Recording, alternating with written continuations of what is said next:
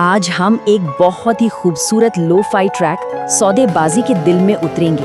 ये गाना प्यार को एक सौदे की तरह देखता है, एक डील की तरह। और आज हम इसी अनोखे आइडिया की परतें खोलेंगे। गाने की शुरुआत ही होती है इन शब्दों से, आजा दिल की करे सौदेबाजी। और बस यहीं से दिमाग में ये सवाल घूमने लगता है कि प्यार जैसी गहरी कॉम्प्लेक्स भावना को एक सौदे की तरह आखिर कैसे देखा जा सकता है। तो आखिर इस दिल की सौदेबाजी का असली मतलब है क्या? चलिए इसी को समझते हैं। वैसे तो सौदेबाजी का सीधा सा मतलब होता है एक डील, एक मोल भाव। लेकिन इस गाने के कॉन्टेक्स्ट में इसका मतलब कहीं कहीं ज्यादा गहरा है। ये एक ऐसे इमोशनल लेन देन की बात हो रही है जहाँ कोई अपना सब कुछ, अपना पूरा वजूद ही दांव पर लगा देता है। तो फिर सवाल यही उठता है कि इस दिल के सौदे में आखिर लेन देन किस चीज का हो रहा है? क्या चीजें हैं जो दी और ली जा रही हैं? तो इस सौदे में सिंगर आखिर दांव पर लगा क्या रहा है? उसकी जो पेशकश है उसमें कुछ बहुत ही खूबसूरत और कह सकते हैं अनमोल चीजें शामिल हैं। और यहाँ देखने वाली बात है इस पेशकश का स्केल।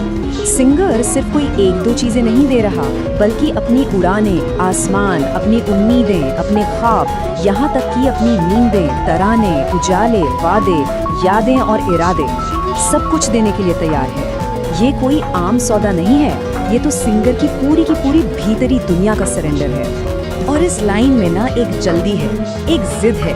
सौदा है दिल का ये तो कर भी ले। यहाँ इतनी सारी गहरी भावनाओं के साथ साथ एक बहुत ही टेंजिबल, एक ठोस इच्छा भी है, मेरा जहाँ बाहों में तो भर भी ले।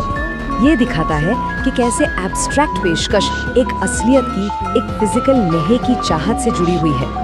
और बस यहीं से इस सौदे का, इस गाने का पूरा मूड बदल जाता है। अब इसमें एक टेंशन है, एक तरह का अल्टीमेटम है जो इमोशनल दाव को और भी बढ़ा देता है। जरा इस सवाल पर गौर कीजिए, मैंने तुझको पाना है या तूने मुझको खोना जी।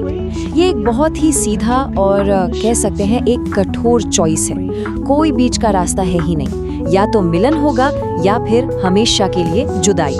तो यहाँ पे दोनों ऑप्शन एकदम साफ हैं। एक तरफ है पाना, जो सिंगर की जिद है, उसका एकमात्र लक्ष्य है, और दूसरी तरफ है खोना, जो इस सौदे को ठुकराने का आखिरी अंजाम होगा।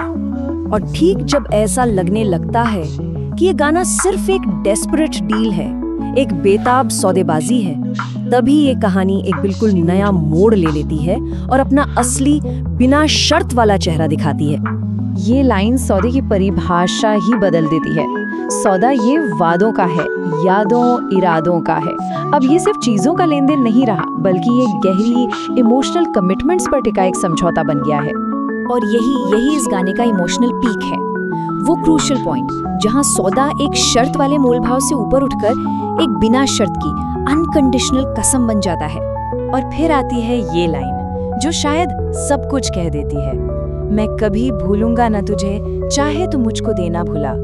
यहाँ वो दो तरफा सौदा पूरी तरह से खत्म हो जाता है और उसकी जगह एक तरफा हमेशा वाला प्यार ले लेता है। तो इन सब बातों को अगर हम जोड़ कर देखें तो ये सौदेबाजी आखिर है क्या चीज?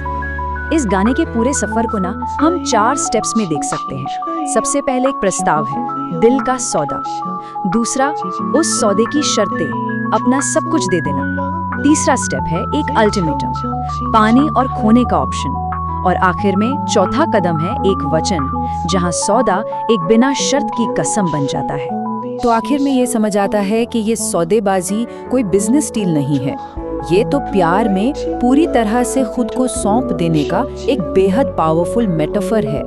गाना बहुत चालाकी से बिजनेस की भाषा इस्तेमाल करता है, भक्ति और समर्पण की एक शुद्ध भावना को बयां करने के लिए। और ये गाना हमें एक बड़े गहरे सवाल के साथ छोड़ जाता है, क्या सच्चा प्यार ही असल में सबसे बड़ी सौदेबाजी है? एक ऐसा सौदा जहां खुद को पूरी तरह हार कर ही सब कुछ जीता जाता है।